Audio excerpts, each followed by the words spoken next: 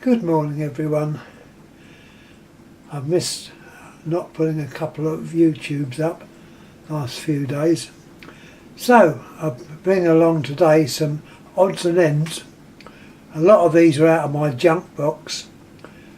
Some of these bits are not working, but I put them up just to give an idea of what certain things are like inside, how they might differ from actual country to country, and hopefully may be interested in the bits. I have got more bits, but I thought, well, I'm going to flood it with thousands of bits.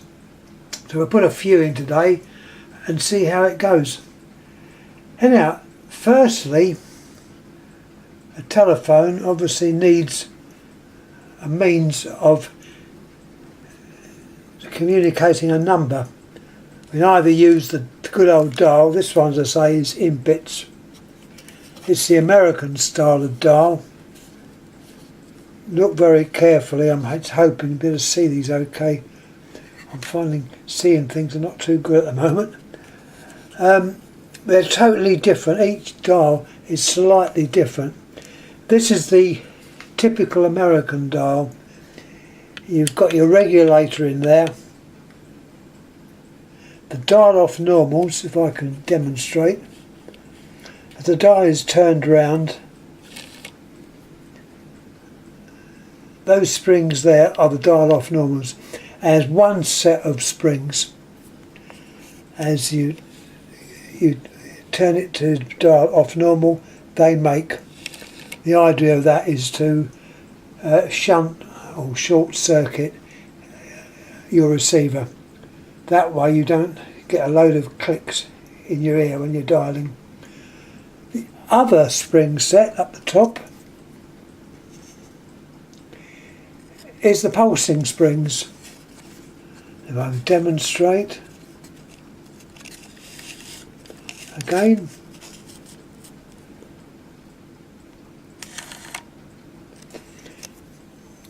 these operate and they correspond to the number that is dialed. If you dial 2, it'll obviously step 2 make and breaks, and 9 would be 9 make and breaks. Also, you can see the actual regulator there going around. So that's the American dial. This one was actually made by, it's a 9C in 1973. I thought it had Stromberg Carlson on it, but I don't know. It's a typical American dial in very poor shape. So I put them in now. The next dial up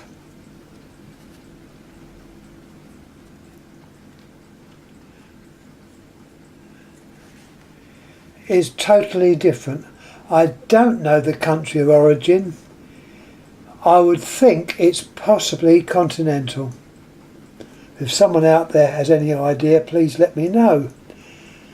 There's no names on it or anything. This is in, it's better looking.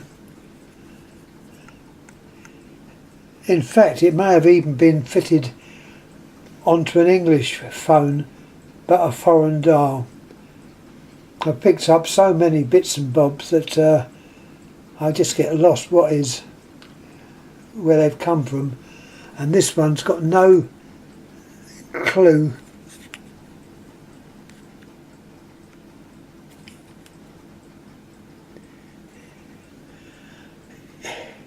I don't know, I've got an idea it came out of an English made phone, but the dial itself is not English made. Here I go through the bits again. I can't operate it because it's jammed up. It's just completely jammed. You've got your regulator. That controls the speed of the dial. The dial has to be set at a certain speed, and that is done by that gurney regulator. You've got a worm drive and your spring sets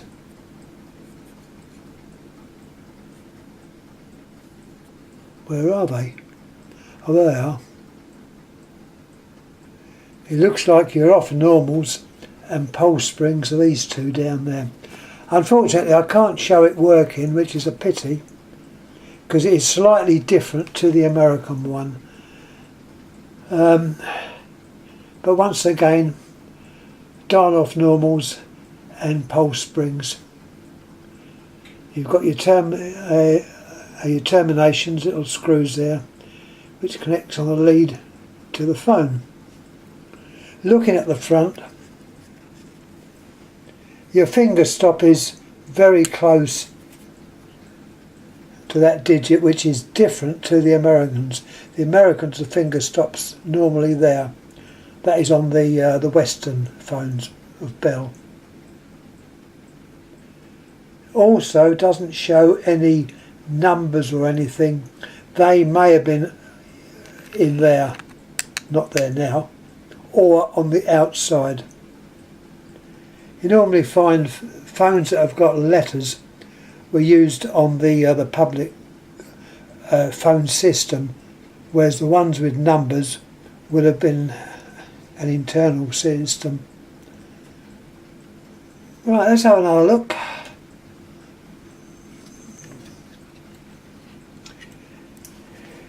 We mustn't leave the English dialer out, which is this one here. This was known as a trigger dial. I think it's working. It's not very. It's faulty. And the reason it was called a trigger dial was that part there. It would flip over. You look when you wind it up. It's a bit slow. Let it go. That, I believe, is what they call the actual trigger, and that operated the actual pulse springs, which are those ones there. They're the pulse springs. Do it again. The trigger dial. This took over from the dial called the slipping cam. I haven't got an example of that type of dial, at least I don't think I have. If I get one, I'll put it up, because they were slightly different. Now, I mentioned this.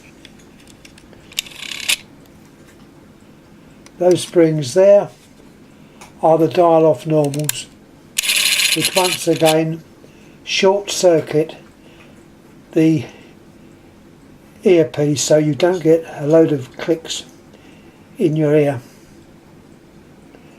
It's quite a basic dial, but they were well made. Originally they were a solid metal device. There you've got your good old regulator. Most of these dials had the same idea, to regulate the actual speed. Some are a bit different than others. This dial's got a number on it, if I can see what it says. 73, presumably that's the year. Anyhow, don't worry too much, they have got numbers on it. The actual notched wheel there is designated A1. I think they are mainly all A1. But telephone exchanges, or central offices as the Americans call them, also use dials with a different number there. They were arranged so that they would pulse at a different speed and a different ratio. The idea of those was they were dials which were called leaky or slow, and they were on equipment called routiners, box routiners or whatever, and they would be used to actually test to see if the two motion selectors would step correctly. So you had your two extremes, and if they stepped to the two extremes, you knew jolly well they would step to a normal dial. Well, those dials are different. I haven't got an example, unfortunately, but they used to have on the front a percentage, and that's what they were, and that notched wheel would have a different number, A1 being the norm. Anyway, we'll show the last dial I've got available. Let's have a quick look. Is that showing up all right? Yeah. I keep forgetting that the front of the camera is not always in the place where I think it is. And let me just check something at the same time. I'm doing about a dozen jobs at once. That's okay. Now, the last dial that I put up is a very basic one. It is, as far as I know, working.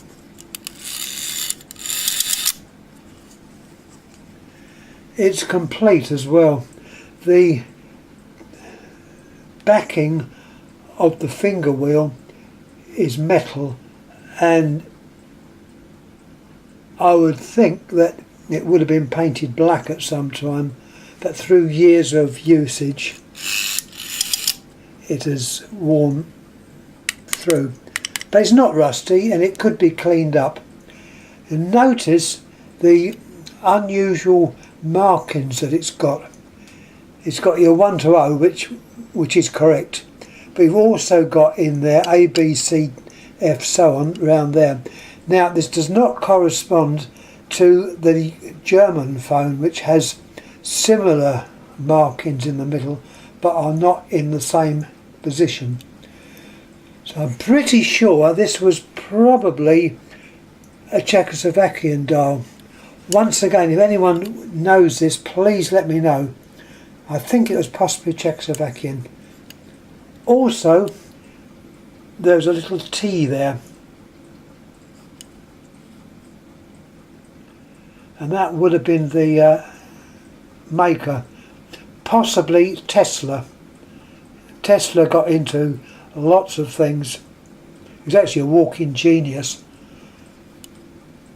The poor so-and-so died penniless in bed without a penny, but that's another story. He's now recognised. Anyhow, let's have a look in the other side. You've got the same, more or less the same things. You've got a notched wheel, which is reminiscent of the English type dial. Could almost call it a form of trigger dial. You've got your, see if that's on there, you've got your pulsing springs, your contacts, which are done by soldered connections, not by screws. Once again, you've got your off normals, and you've got the regulator. So many of these things were in fact very, very similar in each dial. Very similar. All would do the same thing. The idea was to produce 10 pps, or 10 pulses per second, and the speed was controlled by the regulator. When you were dialing, your off normals came in to short circuit the earpiece, and you had your pulsing springs. Funny enough, there is a date on here. It says 1941. So that this dial is actually older than me. I popped out in 1944. I'm ancient, and this is even more ancient. So that's the dials that I've got. There are many other dials available, but I haven't got them all. They're not easy to sort out. So leaving the dials, we'll go a bit more quickly. Pop over to America.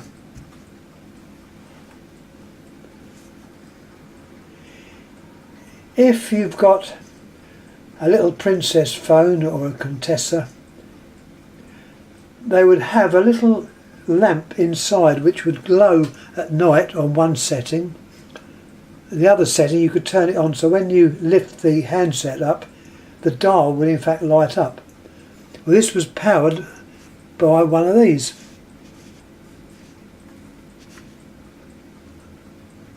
I've got two of them there.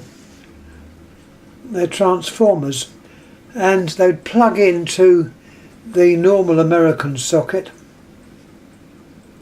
a 2-pin, and you'd connect your lead which goes into the telephone. I think it's black and white you'd use, but don't quote me on that. This one was dated 63, and looking at it, I actually bought this when I visited an aunt in Canada. I am half Canadian myself, but I visited Canada. I had a letter from my telephone exchange where I was working, and in a town called Thunder Bay, which used to be Port Arthur and Fort William, they were like twin towns. They're now called Thunder Bay, situated on the banks of Lake Superior. I found where their exchange was, or central office, and I knocked on the door, made myself known, and a gentleman there, he's probably not there now, it was a long time ago, this is the other one by the way,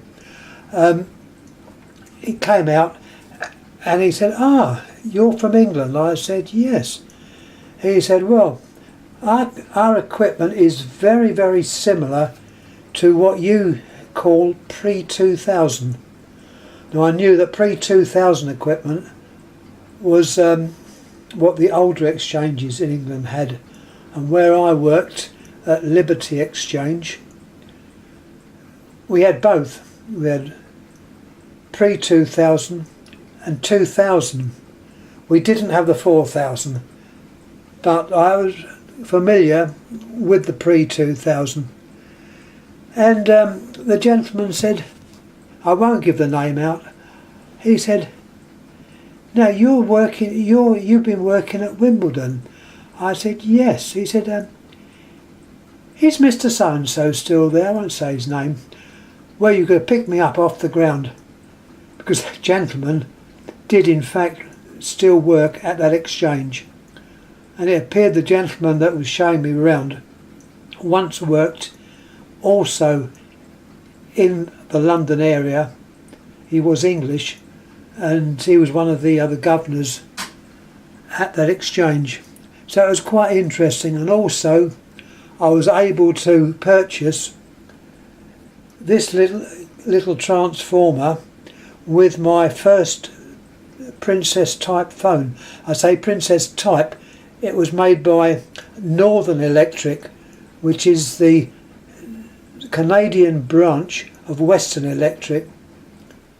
I've still got it, and it's rather unusual because the network is open. It looks more like an English made phone, but anyhow, that was the I think they call it a Contessa, but the Americans call them Princess phone. They're still available on eBay. But this was just a bit of interest. Mind you, if you're in England and you're using these, make sure it goes via a transformer, because these working on 110, 120 volts. And it's a little memory, or what's it, of when I was over there. And that was in 68. Long time ago. Right, also, still in America, I don't know much about this part. I got a hold of a round base Western Electric phone. The number I cannot remember, I can never remember numbers, I'm number blind. It's the round base version. It has the earlier of the handsets, with the spit cap, I think they call it. It's fully working. It came with a bell set. It needed a bell set because in those days phones did not have a bell inside. They were just purely a way of connecting the phone, the dial and that up. But the bell was elsewhere. It was in a bell box, or a subset I think they call it. Anyhow, inside, which I disconnected because I didn't need it and it wouldn't have worked over here. It will work over here but not this part. It's actually a valve, or to the Americans a tube. Look at it like that. It plugs in, as far as I know it plugs in, but I'm not going to take it out because it looks like it might be soldered. It's just a curio which I obviously kept. It's associated with the early phones, and this certainly was. I'll turn it around so you can see what it says on there. I'm hoping that shows up okay. If it hasn't appeared, it's Western Electric 333A, made in USA, issue, doesn't say a number, probably that A is something to do with it.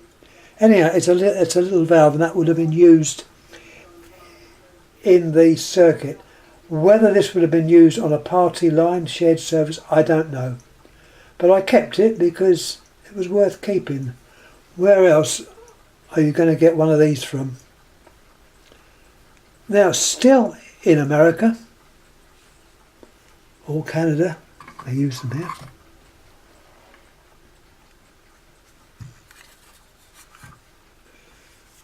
We have an extension, get it in the right place. We've got an extension bell. See, we've got the normal part that goes over. It's actually off at the moment. If I a little lever on the side, that'll free the hammer.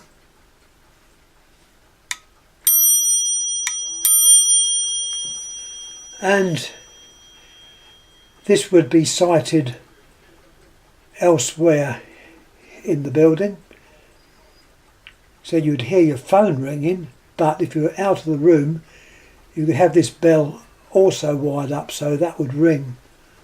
It's very basic.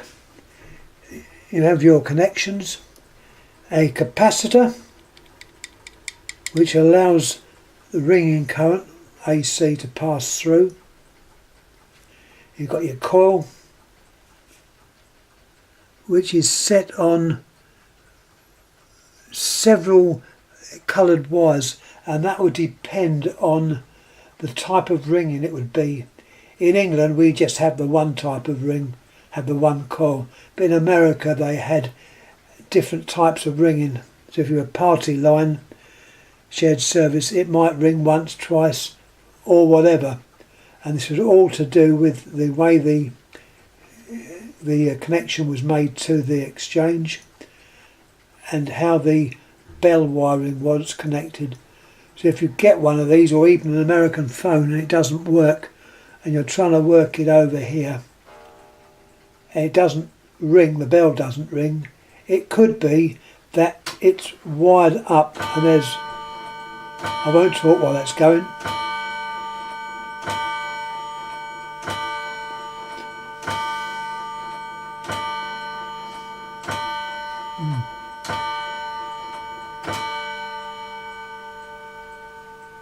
There we are, 10 o'clock. The clock's wrong actually, it's slow. Anyhow, I do apologise. So that's your bell set. The cover, let's have a look at the base, the other side.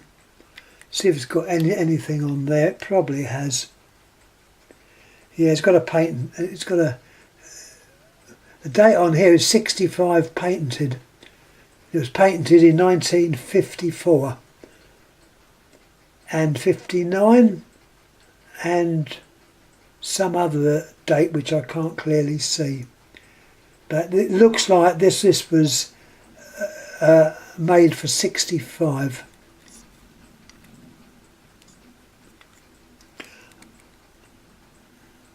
On there you've got your adjuster for the ringer, if you want the ringer on or off or at a lower volume.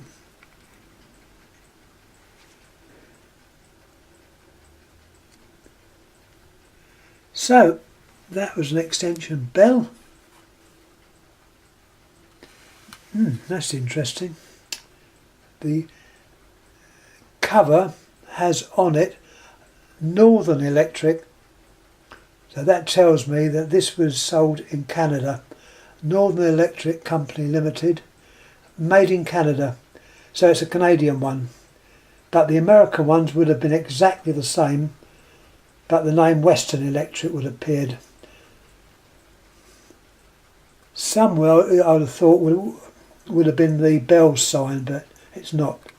Not to worry. There's your extension ringer. Now, talking about lines into the house and that connects up to the telephone. In America, they use tip and ring. In England, we call it A and B. And on the continent, it's normally the other positive and negative signs. Now, at one time I was moved to a different office within the organisation, and the equipment we had was actually from America. It was American equipment that we were using, and the term tip and ring came up, and it sort of made me think. I didn't have to think for long, because if we look at this now, this is not the normal typical switchboard jack plug. This is another type, but it proves what I'm trying to say. It's connected in 3 sections, and if you can imagine this being plugged into a switchboard or a manual exchange, the parts of the plug are called tip, being the tip, the ring and the sleeve. Now for telephone work, or what's connected to the phone at that time, would have been your tip and ring, and that has carried on. In America it is still known as tip and ring. The sleeve part, that part there, would have been used for supervisory procedures to operate the actual switchboard. In England we had the bridge control, which was fairly rare, and sleeve control. Well, sleeve is that part, and that would have been the part that done the actual controlling of the whole system. The bridge control was equipment connected across the 2 lines. So that may make it simpler why it's called tip and ring. Leaving that, also talking about lines, I must show you this. This we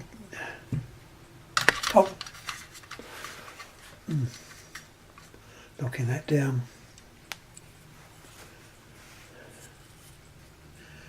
Next we have a protector, block protector. It's English. Now these were used several years ago. They don't use them now. And it consisted of means of protecting the telephone and or the exchange. The line would be connected on these 2 terminations. You've got 2 terminations there.